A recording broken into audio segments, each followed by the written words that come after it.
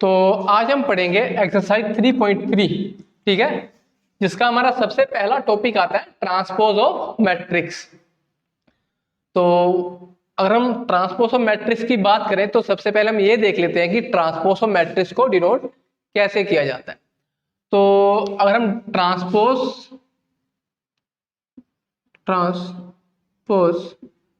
Of matrix denoted by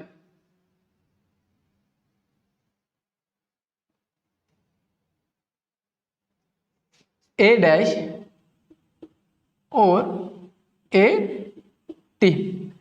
तो कैसे, मान लो हमारे पास कोई एक मैट्रिक्स ए है और इसका हमने अगर ट्रांसपोज ऑफ मैट्रिक्स लिखना है तो इसे हम ए डैश और ए टी से, सॉरी यहाँ ए डैश और ए टी यानी इन दोनों में से किसी एक से लिख सकते हैं। यानी कि हम ट्रांसपोज ऑफ मैट्रिक्स को डिनोट करते हैं ए डैश और ए टी से कुल मिला के, ठीक है।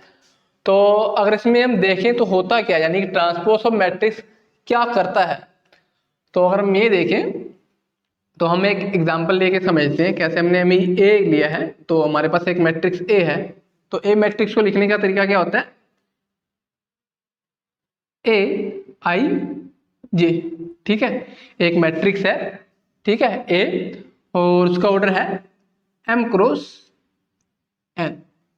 अब इसी मैट्रिक्स का हमें ट्रांसपोज लिखना है, तो हम डिनोट किससे करते हैं, transpose of matrix A dash और ए टी से। तो आपकी बुक में ए डैश यूज किया गया है, तो आप चाहो तो ए टी भी यूज कर सकते हो, पर आपकी बुक में ए डैश है, यानी कि एनसीईआरटी में कुल मिला के। तो ए डैश इक्वल टू क्या हो जाएगा हमारा, ए डैश हो जाएगा ए जे आई, ए पहले आई जे था, अब जे आई, और इसका ऑर्डर भी चेंज हो जाएगा। पहले एम क्रॉस एन था तो अब एन क्रॉस एम हो जाएगा, ठीक है। इसमें कुल मिला के क्या होता है कि कौन सा हमारा रो होता है वो कॉलम में चेंज हो जाता है और कॉलम रो में चेंज हो जाता है। अब इसी चीज को जो हमने ये लिखी है, इसी को हम एक एग्जाम्पल लेके समझने की कोशिश करते हैं। तो हम एक एग्जाम्पल लेते हैं। मान लो हमारे पास एक मैट्रिक्स बी है, 3x2 की लेंगे हम। तो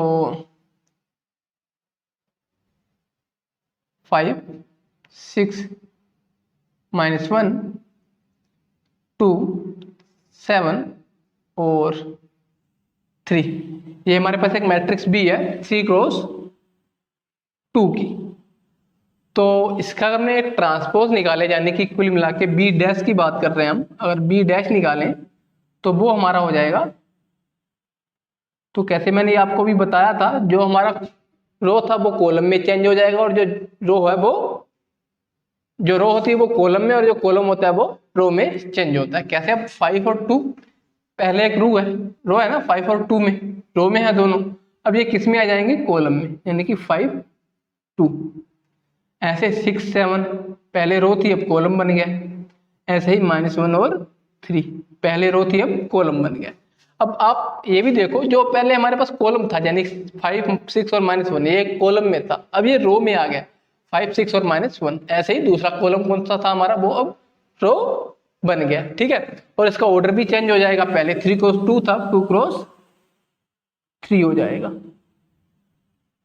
ठीक है। तो सिंपल सा होता है ट्रांसपोज ऑफ मैट्रिक्स, कोई टफ नहीं है, बस रो को कॉलम में चेंज करना होता है, या फिर कॉलम को रो में चेंज कर दो, दोनों बात सेम है, ठीक है। और इसका ऑर्डर भी चेंज अपने आप ही हो जाएगा। जब हम रो और कॉलम को चेंज कर रहे हैं तो ऑर्डर तो अपने आप ही चेंज होना है ना। तो ये हमारा क्या है, ट्रांसपोज ऑफ मैट्रिक्स। तो ये आप नोट कर लो नोटबुक में, और उसके बाद हम इसकी प्रॉपर्टीज पढ़ेंगे, प्रॉपर्टीज ऑफ ट्रांसपोज मैट्रिसेस, ठीक है।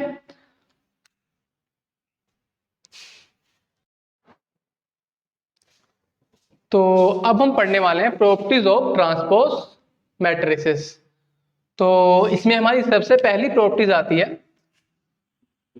इसमें हमारी सबसे पहली प्रॉपर्टी है, मान लो हमारे पास कोई मैट्रिक्स ए का ट्रांसपोज है, ठीक है, मैट्रिक्स ए का ट्रांसपोज है, यानी कि ए डैश है, और इसका हम फिर से ट्रांसपोज करें, यानी कि ए डैश ऊपर और लगा दें, तो ये हमारी कुल मिला के ए बन जाएगा, ठीक है। हमारे पास कोई मैट्रिक्स ए का ट्रांसपोज है, फिर इसका हम ट्रांसपोज के बाद फिर उसका ट्रांसपोज फिर कर रहे हैं, तो फिर वो हमारी मैट्रिक्स ए निकल के आ जाएगी। तो इसी को हम एक एग्जांपल लेके समझते हैं।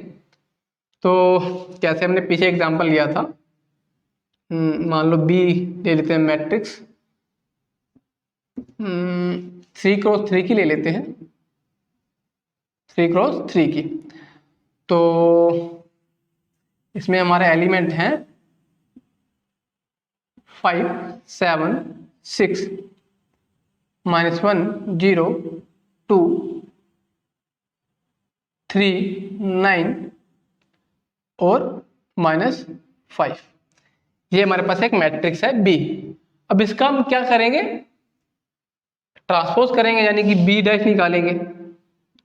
तो इसका हम ट्रांसपोज करेंगे तो हमें पता है जो रो होता है वो कॉलम में चेंज हो जाएगा और जो कॉलम है वो रो में चेंज हो जाएगा। कैसे, 5 7 और 6 पहले कॉलम में, अब ये रो में आ जाएगा, यानी कि 5 7 6। और ये पहली कॉलम है, ये पहला कॉलम पहला रो बन गया, अब दूसरा कॉलम दूसरी रो बन जाएगा, -1 0 2। ऐसे ही थर्ड कॉलम से होगा 3 9 -5। ठीक है, ये हमारा बी डैश निकल के आ गया। अब इसका हमने एक बार ट्रांसपोज निकाल लिया, इसके बाद एक बार और ट्रांसपोज निकालें, यानी कि अब निकालेंगे बी डैश का डैश, यानी हम इसका ट्रांसपोज बी का 2 बार निकाल रहे हैं। एक बार पहले निकाला है ये, अब दूसरी बार फिर ये निकाल रहे हैं। तो ये हम पहले जो कॉलम था वो रो बन जाएगा, यानी कि 5 -1 और 3। अब ये पहले कॉलम था, अब ये रो में आएगा, यानी 5 -1 3। और ऐसे ही सेकंड वाला हो जाएगा 7 0 9। ऐसे ही लास्ट वाला 6 2 -5। तो हमने हमने 2 बार इसका ट्रांसपोज निकाल दिया। तो ये प्रॉपर्टीज क्या कह रही है, अगर हम किसी भी मैट्रिक्स का 2 बार ट्रांसपोज निकाल लें तो फिर वो ही घूम के द्वारा मैट्रिक्स बन जाती है। तो इसको अगर हम चेक करें तो पहले हमारे पास बी मैट्रिक्स थी, इसका हमने ट्रांसपोज निकाला तो हमें ये मिला, दोबारा हमने फिर निकाला तो हमें ये मिला। अब हम इसे चेक करें कि ये बी बना है या नहीं, और ये बी बन गया तो ये वाली प्रॉपर्टी ट्रू है।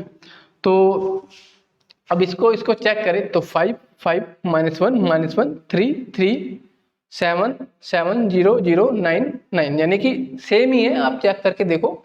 तो इसका मतलब अगर हम किसी भी मैट्रिक्स का 2 बार ट्रांसपोज निकालेंगे, ठीक है, उसका 2 बार ट्रांसपोज निकाल देंगे तो वो फिर घूम के वही मैट्रिक्स बन जाती है। तो ये तो होगी हमारी पहली मैट्रिक्स।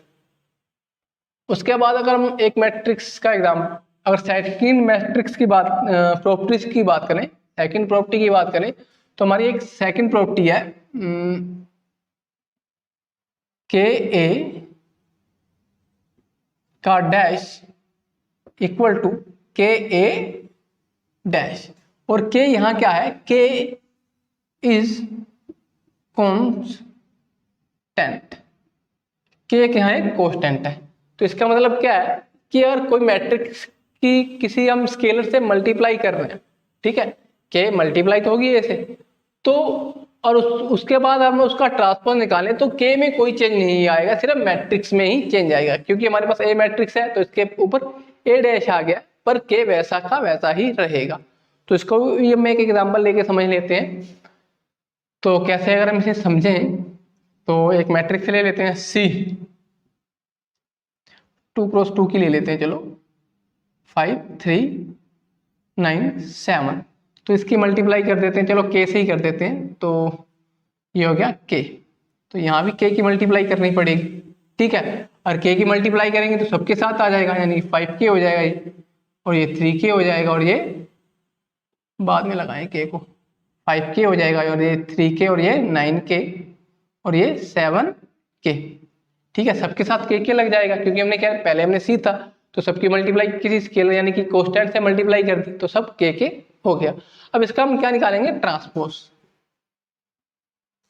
तो ट्रांसपोज निकालें, यानी कि के सी, ठीक है, सी एक हमारी मैट्रिक्स है, तो इसका डैश निकालें तो हमारे पास क्या आ जाएगा, तो ये हो जाएगा जो पहले कॉलम था वो रो बनने वाली, यानी कि 5k 3k, ठीक है, रो कॉलम, और ठीक है पहला कॉलम हो गया, ये अब दूसरा कॉलम ले लेते हैं, यानी कि 9k और 7k। ठीक है, तो अब इसका हमने ट्रांसपोज निकाल लिया। तो अब भी देखो इसमें हम k कॉमन ले सकते हैं। अगर हम k कॉमन लें तो क्या आ जाएगा, k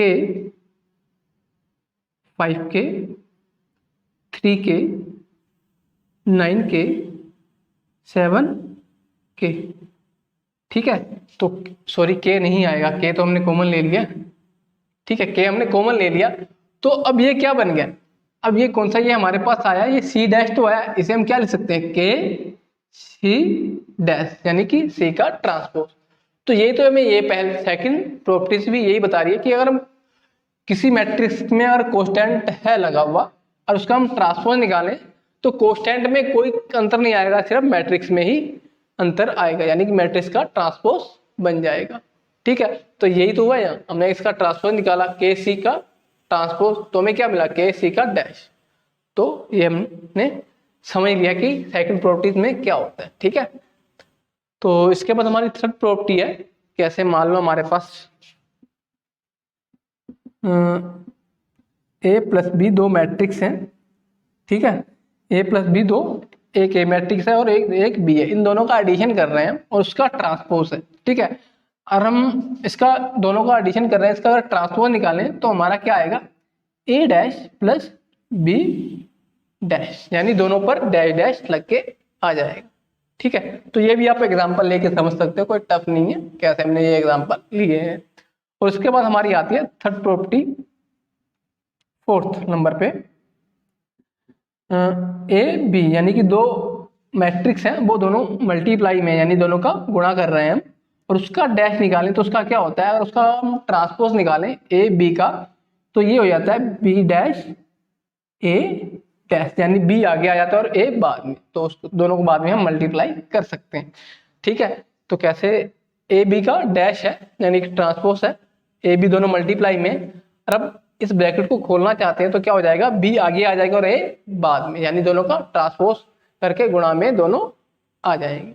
ठीक है, तो ये तो हमारी होगी प्रॉपर्टीज ऑफ ट्रांसपोज मैट्रिसेस। ठीक है, इसे आप पोस्ट करके नोट डाउन करो।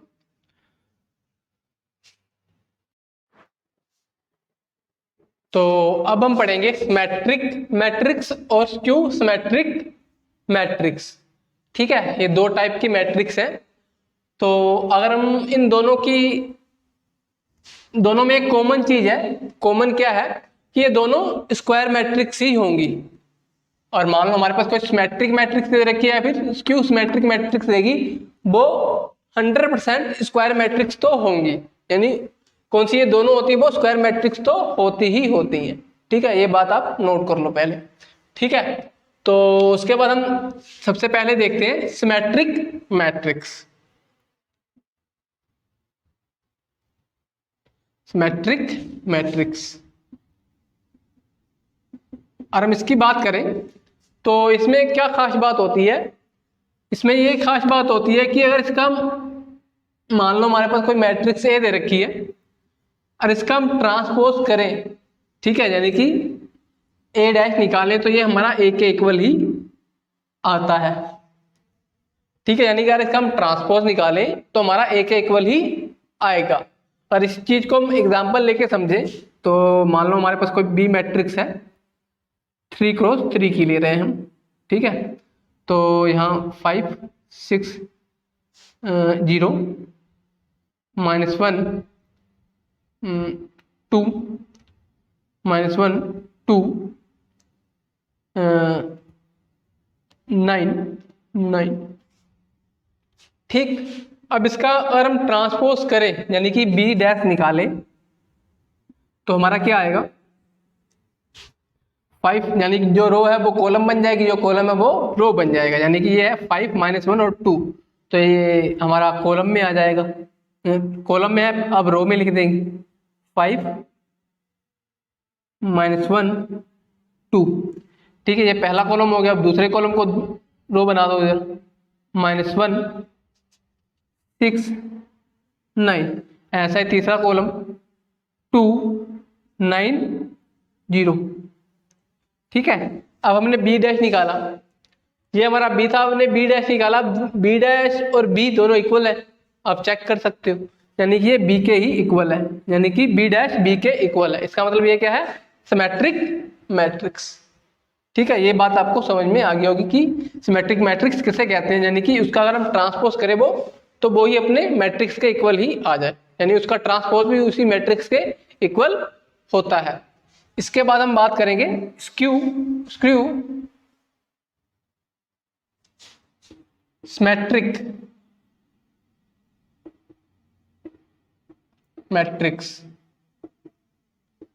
तो इसमें क्या खास बात होती है, पहली बात तो ये स्क्वायर मैट्रिक्स होगी, ये मैंने आपको बता दिया। उसके बाद कौन से इसके डायगोनल पे हमारे एलिमेंट होंगे, जो इसके डायगोनल पे एलिमेंट होंगे वो सारे जीरो होते हैं। स्क्यू सिमेट्रिक के डायगोनल वाले सारे एलिमेंट जीरो होते हैं। ठीक है, और इसका अगर कैसे, मान लो हमारे पास ए मैट्रिक्स है और इसका हम ट्रांसपोज निकालें तो ये -a के इक्वल आता है। ठीक है, जो इसका अगर हम ट्रांसपोज निकालें तो ये -a उसके अपने ही मैट्रिक्स के माइनस के इक्वल आता है, यानी कि हम ए डैश निकालेंगे तो ये -a के इक्वल होगा। पहली बात ये एक स्क्वायर मैट्रिक्स होगी। दूसरी बात इसके डायगोनल वाले सारे एलिमेंट जीरो होंगे। आपको डायगोनल का तो पता होगा ही, चलो आपको भी एग्जांपल लेके समझाएंगे तो वो भी पता चल जाएगा, किसी को पता नहीं है तो और तीसरी बात, अगर इसका हम ट्रांसपोज निकालें तो ये अपने आप के माइनस के इक्वल आती है। तो इसको हम एग्जांपल लेके समझे, मान लो हमारे पास कोई सी मैट्रिक्स है, तो सबसे पहले ही बात तो स्क्वायर होनी चाहिए, तो हम 3x3 की ले रहे हैं। ठीक है, और डायगोनल वाले सारे एलिमेंट जीरो।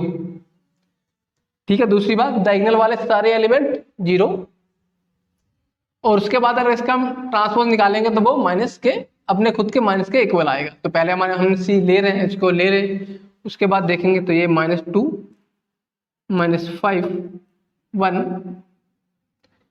तो यहाँ ये -1 हो जाएगा, फिर तो 2 5 1।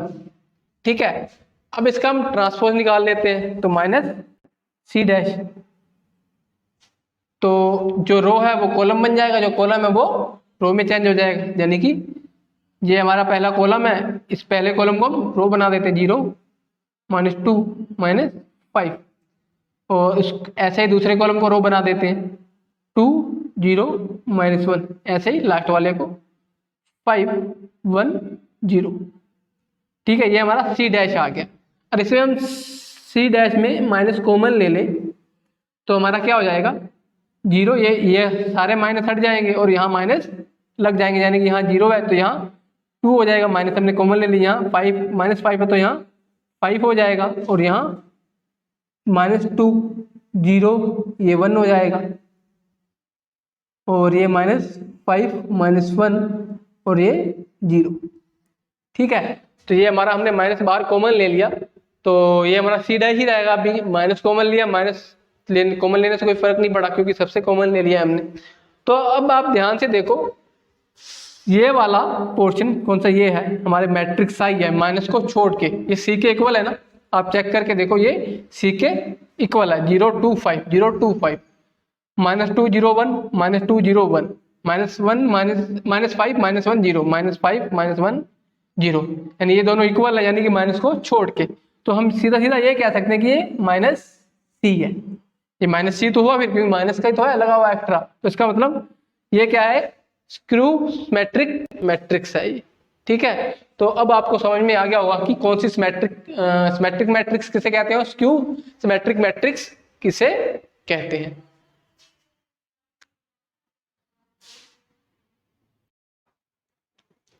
तो अब हम थ्योरम फर्स्ट पढ़ेंगे।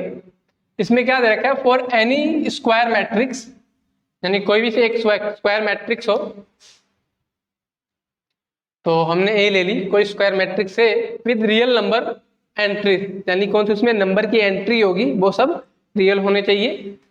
ए plus A dash is a matrix, A plus A dash is a matrix and A minus A dash is a skew symmetric matrix. तो इसको हम अगर समझे तो ये थ्योरम हमें क्या कह रही है कि कोई हमारे पास एक ए मैट्रिक्स है, ठीक है, और हम ए प्लस ए डैश करें तो ये हमें कौन सी मैट्रिक्स मिलेगी, ए हमारे पास एक क्या है, कोई ए इज अ स्क्वायर मैट्रिक्स, ठीक है।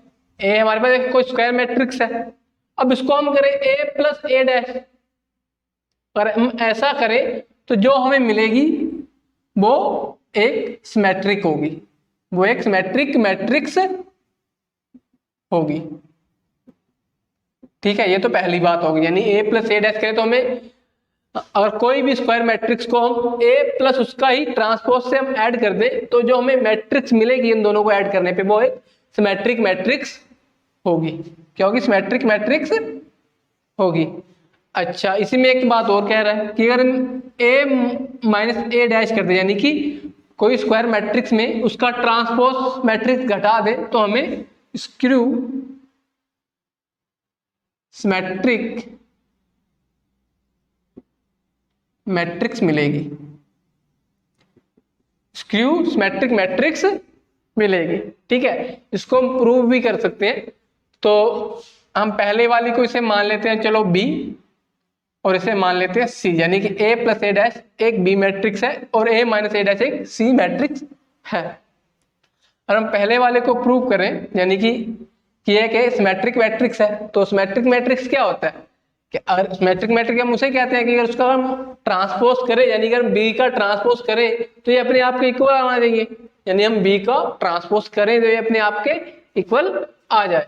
तो हम यहाँ बी डैश करते हैं इसका, तो ये हो जाएगा ए प्लस ए डैश का दोनों का ऊपर डैश इस तरीके से तो हो जाएगा, तो ये हो जाएगा फिर बी डैश इक्वल टू, अब ये डैश इस पे भी आ जाएगा, यानी ए डैश प्लस ए डैश पहले था, एक ए डैश ऊपर से आ गया, तो ये हो जाएगा B dash equal to A dash.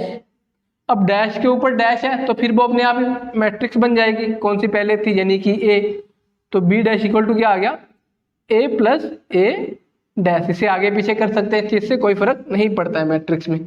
तो अब आप ध्यान से देखो कौन सा ये है, ए प्लस ए डैश, ये बी के इक्वल तो है, ए प्लस ए डैश तो आ गया फिर घूम के, यानी हमने इसका ट्रांसपोज निकाला तो ये खुद के ही इक्वल आ गया, यानी कि बी डैश इक्वल टू हम लिख सकते हैं बी, और B dash equal to B है तो बी एक क्या है, सिमेट्रिक मैट्रिक्स। तो ये क्या है, सिमेट्रिक मैट्रिक्स, हमने इसे प्रूव करके भी बता दिया, ठीक है। तो आप चाहे तो एक एग्जांपल लेके भी समझ सकते हैं, और इसको हमने प्रूव करें इस वाले को, तो स्क्यू सिमेट्रिक मैट्रिक्स की क्या खास बात होती है कि उसका अगर हम ट्रांसपोज निकालें तो वो अपने माइनस के इक्वल आ जाए, वो अपने माइनस के इक्वल आ जाए।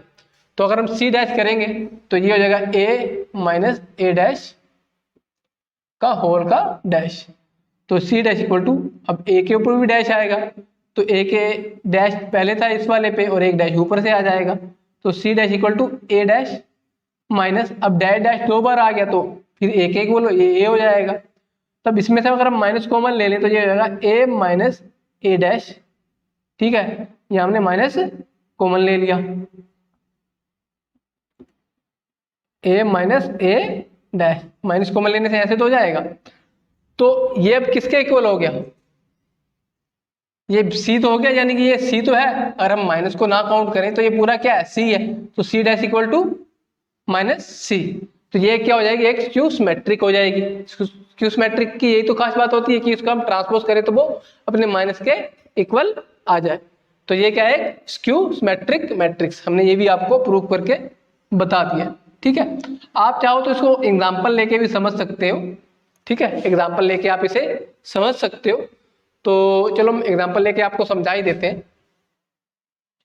पहले में हम कोई एक ए मैट्रिक्स लेते हैं, 2x2 की लेते हैं, टाइम कम लगेगा, तो हम इसमें ले लें -1 5 6 0, ठीक है। तो ये एक मैट्रिक्स है और इसका हम ट्रांसपोज निकालें तो ए डैश क्या आएगा, -1 6 5 0,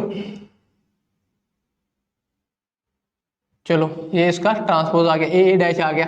अब इसका हम निकालें ए dash A plus A dash, तो क्या आएगा, जोड़ना पड़ेगा दोनों को, तो -1 -2, 5 और 6 11 और ये वाला 5 और 6 11 और 0 0 यहाँ 0 आ जाएगा। ठीक है, तो अब ये कौन सी मैट्रिक्स आई, इसको हम नाम दे दें बी। इसको क्या नाम दे दिया हमने, B. A plus A dash को हमने नाम दे दिया बी। अब बी, अगर हम बी का डैश निकालें तो क्या आएगा, -2 11। ये पहले रो थी से कॉलम बना दिया, अभी ये रो थी से भी कॉलम बना देते हैं, यानी 11 0। ये तो आएगा बी डैश। अब बी डैश और बी दोनों इक्वल है, बी डैश और बी दोनों इक्वल है, तो बी डैश और बी दोनों इक्वल है, तो उसका मतलब ये क्या है, सिमेट्रिक मैट्रिक्स है। ठीक है, तो ये तो मैं पहले बता रखा था, यानी ए प्लस कोई भी अगर स्क्वायर मैट्रिक्स ले लो आप, ठीक है, हमने स्क्वायर मैट्रिक्स ले ली। ठीक है, उसके बाद क्या करो आप, ए प्लस ए डैश कर दो, तो हमने ए डैश निकाल दिया और ए प्लस ए डैश निकाला, हमारा ये आया। ठीक है, अब इसे आप चेक करो, तो ये चेक करने पे सिमेट्रिक मैट्रिक्स आनी चाहिए, तो हमने चेक करा तो सिमेट्रिक मैट्रिक्स आ गई। ठीक है, हमने आपको ये एग्जांपल लेके भी समझा दिया और आपको मैंने आपको ये प्रूफ करके भी बता दिया था। ठीक है, आप इसको भी चेक कर सकते हो एग्जांपल लेके। ठीक है, इसी तरह से एग्जांपल ले लेना और आप चेक करोगे तो ये भी आपका स्क्यू सिमेट्रिक मैट्रिक्स भी बिल्कुल वैसा ही आ जाएगा। ठीक है,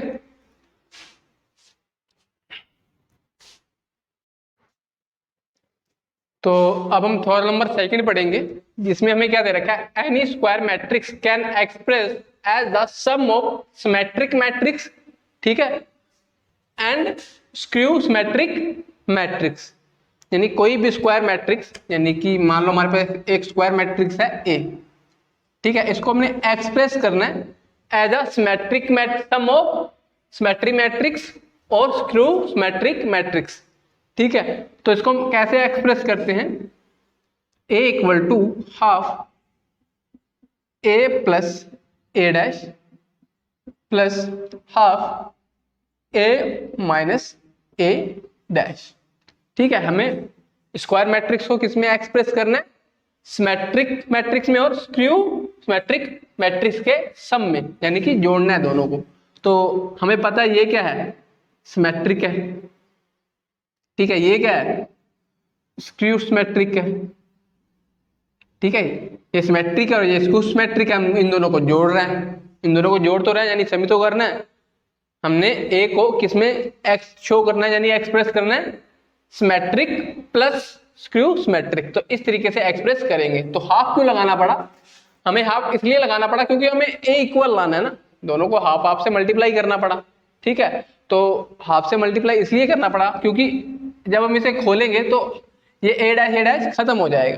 ठीक है, खाली हाफ ए बचेगा, दोनों बन के ए बन जाएगा। ठीक है, अब किसी भी स्क्वायर मैट्रिक्स को as a sum of symmetric plus skew symmetric इस तरह से हम शो कर सकते हैं। ठीक है, अगर इसी को प्रूव करें तो इसकी हम RHS साइड ले लेते हैं, तो आपको अब समझ में आएगा क्योंकि हमने इनके आगे हाफ हाफ क्यों लगाया। तो ये हो जाएगा हमारा, इसकी हाफ के अंदर मल्टीप्लाई हो जाएगी तो ब्रैकेट ओपन हो जाएगा, यानी कि half A plus half A dash. ठीक है, यहाँ में plus half A minus half A dash. ठीक है, अब देखो हाफ ए डैश कैंसिल होगा क्योंकि ये दोनों प्लस माइनस में है। अब हाफ ए ये बचा और हाफ ए ये बचा, यानी कुल मिला के ये ए हो जाएगा। दोनों को जोड़ देंगे, हाफ ए ये है और हाफ ए आधा ए ही यहाँ पे है, तो दोनों ए के हो जाएंगे। तब ये हमारी RHS साइड तो ये आ गई और हमारी LHS साइड क्या है, ए। इसका मतलब क्या हुआ, LHS side equal to RHS side. ठीक है, तो ये हमने प्रूव भी कर दिया। तो आपका बेसिक चीजें कंप्लीट हो गई हैं, यानी कि एक्सरसाइज 3.3 की। तो इसके बाद हम एक्सरसाइज करेंगे।